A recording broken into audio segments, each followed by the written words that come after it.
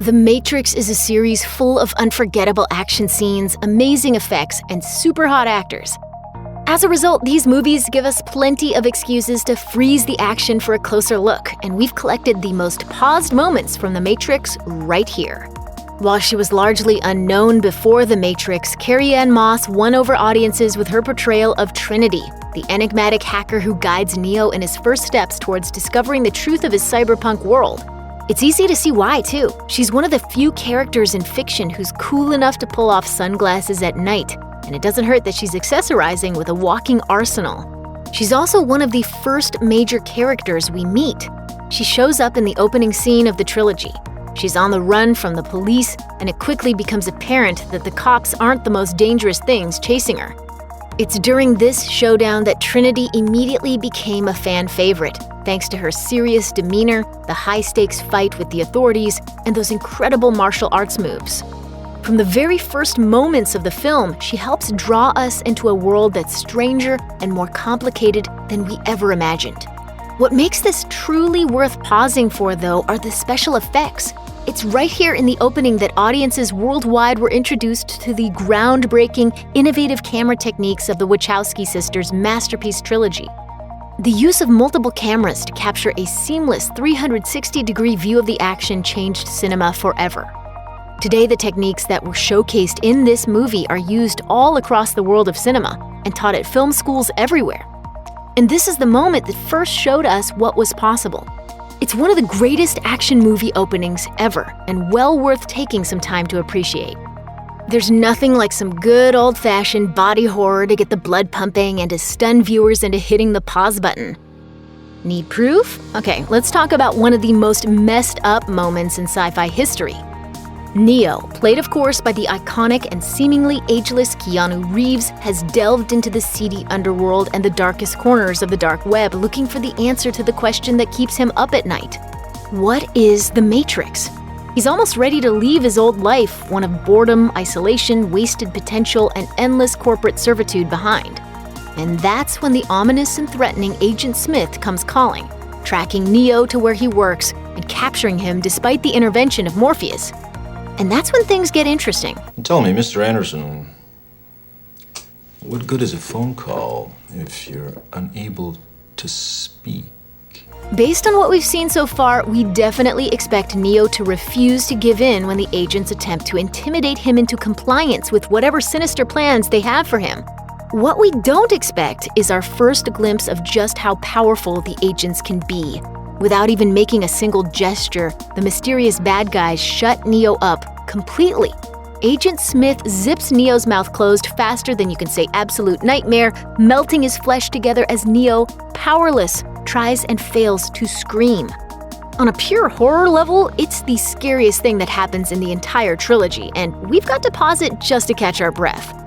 The scene where Morpheus offers Neo the choice to learn the truth about his reality or go back to his everyday life, symbolized by a red pill and a blue pill, instantly became one of the most iconic scenes in movie history.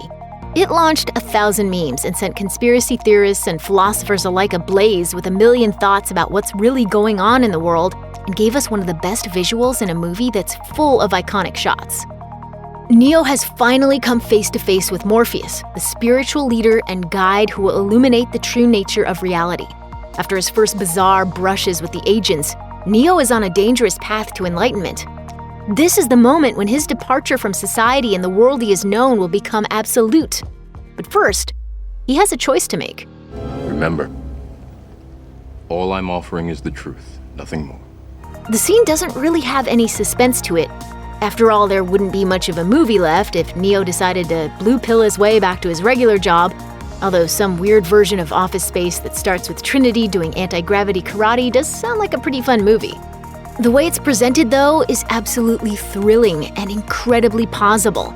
The reflection of Neo and the pills and those awesome mirror shades hiding Fishburne's eyes as his almost hypnotic voice leads Neo to his choice is both a beautifully shot bit of filmmaking and an incredible meditative image for those times when you're making your own choices. Just remember to have a glass of water handy. The concept of what we call bullet time has been around filmmaking for a while before The Matrix, and even showed up in a commercial for Smirnoff a few years before. but no one ever pulled it off like the Wachowskis and their technical team. Setting up a ring of cameras surrounding the actors against a green screen, the makers of The Matrix were able to capture breathtaking moments the likes of which audiences had never seen. Though this film technique appears a few times in the movie, including in the very first scene, the most iconic moment comes near the end, during Neo's rooftop showdown with the agents. Earlier in the film, Morpheus had hinted that someday Neo, once he accepts his true potential, will be able to move faster than a speeding bullet. While this may be classic superhero fare, when it's introduced in the movie, it feels revolutionary and breaks into new territory and vast power. As an agent fires bullets at our hero, Neo pulls a gravity-defying dodge that looks like he's going for maximum style points at a limbo competition. Fans hit pause time and time again to marvel at the tense moment and the wonderful filmmaking of this scene. And whatever the idea was called before, it was bullet time forever after that. In The Matrix Reloaded, Agent Smith returns, having seemingly gone rogue with a power that's never been seen in the simulated world before. Much like the way that Neo destroyed his body from the inside out in the first film, Smith is now able to replicate himself like a virus, taking over other agents and forming an army dedicated to one purpose: tracking down and eliminating Neo and his friends. Thank you. My pleasure. When Smith eventually tracks Neo down, our hero finds himself face to face with his worst enemy. It seems like the Kung Fu Messiah has bitten off way more than he can chew, and then the movie kicks off the wildest, most video game-style brawl in the entire franchise. Pausing this scene is like a fun game of stunt guy I Spy. Trying to identify all the different stuntmen can be pretty fulfilling, especially when the practical effects team did such a great job at making it look like each and every one of the baddies trying to punch Neo into oblivion is an exact replica of Agent Smith. Granted, there's some bad CGI lurking in there, but spotting that is a different kind of fun. Overall, this fight is one of the ultimate Matrix pause moments. From Neo's flowing duster to Trinity's vinyl tank top, most of the iconic Matrix costumes are the standard basic black. The one that Persephone wears when she shows up in The Matrix Reloaded, however, is very different.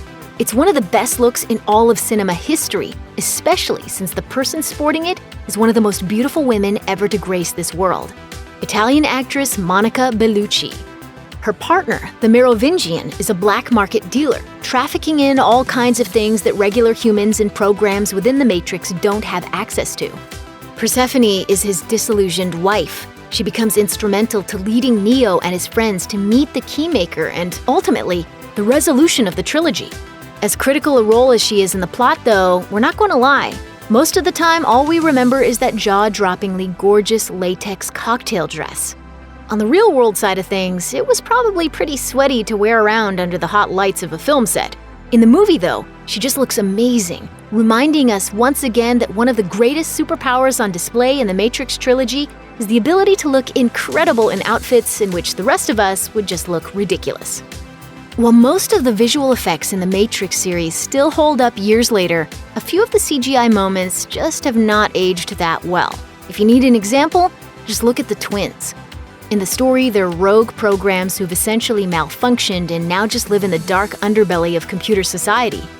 However, they can do things and behave in ways that other programs can't, which in their case means turning translucent and getting really pointy teeth. Let's be real though, while the effect might be a little too reminiscent of Ghostbusters for its own good, it still looks pretty cool, even if it doesn't come close to being believable. We are getting aggravated. Yes, we are. They also have a big role in the movie's best sequence, in a car chase where they're pitted against Morpheus, Neo, and Trinity. It's one of the most thrilling highlights in the entire action-packed series, and has fans pausing to catch their breath and take a closer look. A fast-paced, big-budget scene where every second is full of tense energy more than makes up for that weird hair.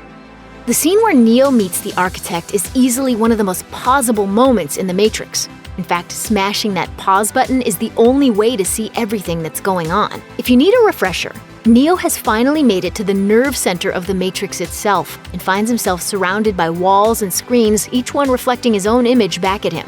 That's when he finally meets the Architect, the program that seemingly holds all the answers to the questions Neo has been asking his whole life. Neo has questions, and so does the audience, but boy oh boy does the architect have answers. In this notoriously dense scene, straightforward answers are hard to come by, which is mirrored by the images shown on the screens behind Neo. His whole life, and most of the first movie, literally flashes before his eyes, and it's jam-packed with fun Matrix Easter eggs for those quick-to-hit pause. The ultimate confrontation in the Matrix trilogy wasn't the one that many moviegoers expected. It isn't Neo against the heart of the machines, the controlling consciousness that sought to subjugate and to enslave humanity for hundreds of years. Instead, the Matrix Revolutions ends with a callback to the same fight that finished the first film. Neo takes on the rogue program created by the Matrix itself, Agent Smith, one last time, with the fate of humanity hanging in the balance. It's peak Matrix in just about every way. Everything is green. We're in a city that could be anywhere and nowhere, and the atmosphere is heavy, oppressive, and ominous. Jam-packed with blazing fast action and very cool special effects, any frame of this scene is worth pausing and scrutinizing. Having already fought legions of Smith's viral duplicates who have taken over the minds and bodies of all the inhabitants of the Matrix, Neo faces the prime Agent Smith, now inhabiting the body of the Oracle. And this battle between two godlike entities is full of the building-smashing, gravity-defying, hard-punching action that fans of the series love. The breathtaking tension of the story makes it worth watching, but the incredible effects and stunning fight choreography make it worth savoring every single frame. Check out one of our newest videos right here. Plus, even more Looper videos about your favorite stuff are coming soon. Subscribe to our YouTube channel and hit the bell so you don't miss a single one.